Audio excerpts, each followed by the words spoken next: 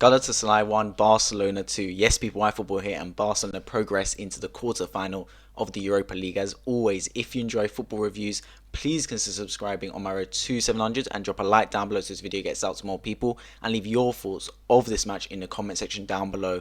As either fan or just a football neutral, I'd like to hear it. We're going to talk about this game as well as have a wider talk about Barcelona, the Spanish League, the Super League, of course, Turkish League, and Galatasaray as well. Lots to talk about because these are not two teams I talk about a lot, to be honest. I focus a lot of my content on English football and then of course the Champions League. So it's nice to talk about these two teams separately as well as the game as well. Starting with the game, Barcelona do progress. They got the win in hostile conditions in Istanbul, and on the balance of play they deserved it. I've got the stats split screen with me. They had more shots. But the thing with Barcelona is, although they did win this game, and they were comfortable in the second half, they went down 1-0, so they had the resilience to come back from that, but they never really seemed to be that old Barcelona side. I can tell Barcelona look an awful team since they've lost Messi and all them lot. I know they've signed some players like Aubameyang, like Traore, but for me they still look an awful team. They look a shadow of themselves, and they're not a team that should be feared in the Europa League. I'm going to be honest, I'm not a Barcelona fan. I wouldn't fear Barcelona in the Europa League at all. They've got some really average players out there. Don't get me wrong, they've got some good players as well. Pedri scored an absolutely brilliant goal today. Outstanding goal. But he's still young. Some of the other players that fill out their squads, I just look at them and I go, yeah, they're individually good footballers, but can they really hold a team together and get a result on a consistent basis? I don't think so, man. Like, can they really compete with Real Madrid's squad, for example? I don't believe so. And there's a reason they're in the Europa League rather than the elite Champions League. Galatasaray took the lead, and it was from a corner. A great goal by Marcos, his name, I'm going to call him. He was alright at the defence, actually, the whole game, to be fair. It was a bit of a bulldozer back there, just thrown into every tackle, everything. Great cross, and he got on the end of it. But in terms of Barcelona's point of view, it's poor, man. How you concede in the set piece, I never get it. If you concede a set piece, that's just from the training ground, poor defending. You gotta be tighter, gotta be stronger back there. You can't allow them to score a header like that. But they did regardless.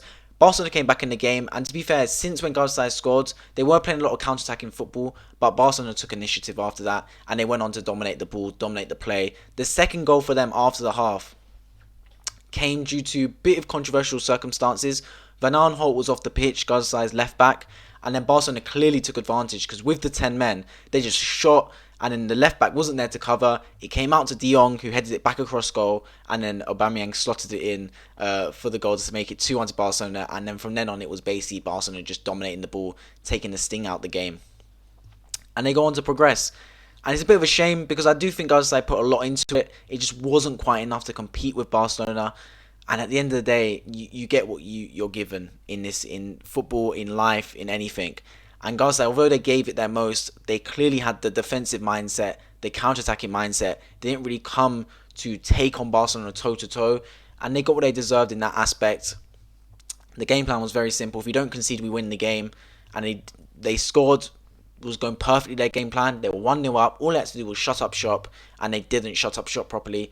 And look, the consequences are as follows. They're out of the Europa League. Let's talk about Barcelona now as a whole, because moving on from the game, and let's talk about the actual club. They recently signed a sponsorship deal with Spotify, I believe, which means not only will their shirts be sponsored by Spotify, they will eventually change the name of their stadium to something to do with Spotify Stadium, I don't know, but no longer the Nou Camp, basically. And that's big, because Spanish teams in general, very traditional. They do not change their stadium names whatsoever. It's loyal to wherever they're from, the province, the club, something is always associated with the club. It's not like England where you have the Emirates Stadium, for example, or even like the Allianz Arena for Bayern Munich.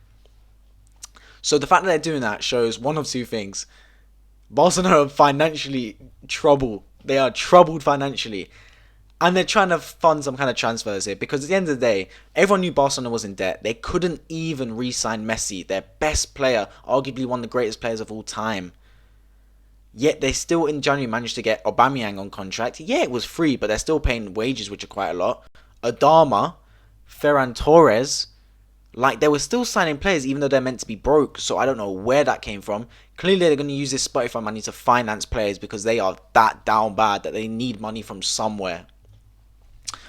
But I don't think a sponsorship deal is going to change much for Barcelona because I think the problem is bigger than Barcelona. And I think the problem actually relates back to the Super League.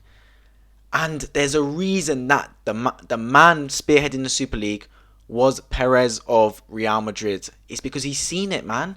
Spanish League cannot compete with the Premier League. The drop-off has been unbelievable. And not in a good way for Spain.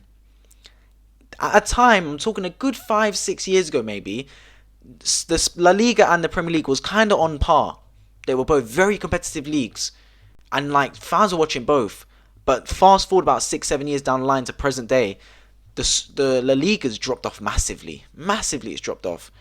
The best players, the best coaches, everyone that wants to progress their game is coming to the Premier League. And where does that leave Real Madrid and Barcelona? They're big fish in a small pond. They're big fish in a small pond like La Liga. And that is why Perez wanted the Super League, because he saw the future that Real Madrid are a global club, but we need to be in a big league, and the La Liga isn't a big enough league for Real Madrid. If he could have moved them to the Premier League, he might have done, because that is a big league. And if Real Madrid were in the Super League, it negates the fact that Premier League is bigger than La Liga, for example, because they're all in the same Super League. So the fact that Barcelona is struggling, and also Real Madrid struggling with money crisis as well, it's not just due to the clubs, it's due to the league as well. It's not driving a big enough profit. It started, the collapse started just before Ronaldo left, and when Ronaldo left, that kind of emphasised it, because the Ronaldo versus Messi rivalry in Spain obviously was gone when Ronaldo left. And since Messi left last summer, that was a nail in the coffin for La Liga. I honestly don't think they can compete, especially right now. Yeah, they're trying to sign some players. I think it's imperative that they sign someone like Mbappe. Wherever he goes, Real Madrid, it's imperative for the league itself. They need him. Maybe even someone like Haaland as well, just because they need some game changers in that league again. Because right now, if you look at the best footballers in world football, and you look at what league they're in, it's going to be majority Premier League. Then you've got League One for Messi, Neymar, Mbappe, basically. Bundesliga, obviously. I can't think of an absolute top player, apart from maybe Benzema, that is in La Liga right now. A top player. You can't. And that's a problem, because at the end of the day, you watch football for the players. You watch football to see the game changers on the football pitch. And La Liga doesn't have any. And that's not a Barcelona thing, that's not a Real Madrid thing, that's the whole league. And if there's not game changers on the pitch, there's no reason to watch that league. If there's not the storyline behind it, the Messi versus Ronaldo, there's no reason to watch that league. And I think it's the clubs need to embrace this and change their model. Whether that means they are more geared towards now being academies and growing their own prospects, young Spanish players, for example, so be it. But you can't be caught in the middle of you either go flat out, you try and sign Galacticos again and try and flip it and spend a lot of money to try and get your status back. Or you know what you say, we sack it off, let's rebuild, start from the bottom and nurture our players again. It's a choice each club in La Liga has got to make. And yeah, it'll be interesting to see what happens. Let's move on to the Super League and the Turkish League. I am Turkish, so although I don't really watch the Super League because it bores me to death, I do know a bit about it. And one thing I do have to say is there's a lot of non-Turkish players now in the Super League, and I don't know what to think about it, to be honest, because as a Turk, I'd love to see young Turkish players develop. That's what I want to see, because they're the ones going to be into the national team. Now, I get why in the Premier League there's not as much English footballers. It's because it's a very competitive league. They literally are going for European riches, league riches, and if the best player is from Brazil, Argentina, Uruguay, Spain, France, you get the best player. Now, for the Turkish clubs, they're not really competing for anything global like Europe. You're not going to... Yeah, you want to win a couple Europa League and Champions League games, but you're not going to win any of those competitions. So why are you signing these 35-year-old players like your Demba Bars, for example, your Bafétembi Gomes, for short-term gain? It makes no sense to me whatsoever. What these clubs need to do is they need to sack off short-term gains. You need to set up proper academies and nurture the young Turkish talent, because Turkey has a massive population, around 90 million, I believe.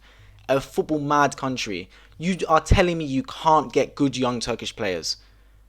You can. I'll tell you why. Because the best Turkish players are actually the ones in Germany. The Özils, the Gundogan, Emre Can, for example. Those have been the best Turkish players. They've all played for Germany. So tell me how statistically, when the population of Turkish Germans is far fewer than the population of Turks, yet the good footballers come from the Turkish Germans, it's facilities and environment. That must be the reason. because it doesn't change the love of football. If statistically there should be more better Turkish players in Turkey than in Germany. Yet the German Turks far outweigh in quality to the Turkish Turks. So it's due to the facilities, and that's why these Turkish clubs, they need to cut their losses with all these old players.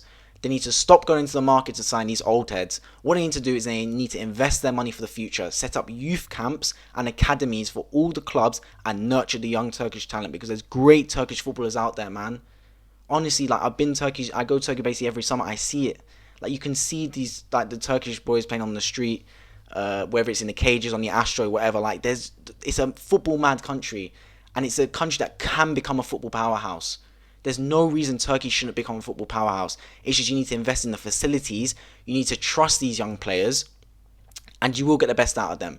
And it's the best thing for the country, because I'm telling you for a fact, these Turkish fans, as one of them, I would much rather see a 19-year-old Turkish player play week in, week out for my team than the 37-year-old Brazilian guy that was good for like 5 seasons in the Premier League. Do you know what I mean? Like, there's a discrepancy there. So for me, there needs to be a shift in ambition from the Turkish clubs. It's on a different kind of... it's the same kind of storyline for La Liga and Super League, except obviously La Liga's got much higher status than the Turkish league. But I think both need to change their approach slightly on how they're going to rise their status in world football, because it is diminishing, and the Premier League is overtaken at a rapid rate, and it already has overtaken a lot, really. I mean, the dominance of the Premier League in comparison to other world football leagues is immense, and it's only growing and growing. The best managers are coming to the Prem, the best players are coming to the Prem, and unless other countries do something about it, it's just going to become basically dominated by the Premier League world football, which is good obviously because I live in England and I support an English team in Arsenal, so it's nice to see that. But at the same time, it's not good to have all the best players concentrated in one league. You need to spread it out a bit more. So I do want to see countries like Spain, like France, like Germany, like Italy grow the status of their leagues as well. As always, leave your thoughts on this video in the comment section down below. If you're new around here, if you enjoy football reviews, reactions and general news, please consider subscribing on my road to 700 and drop a like down below so this video gets out to more people. I've been YFootball and I'll catch you guys in the next video.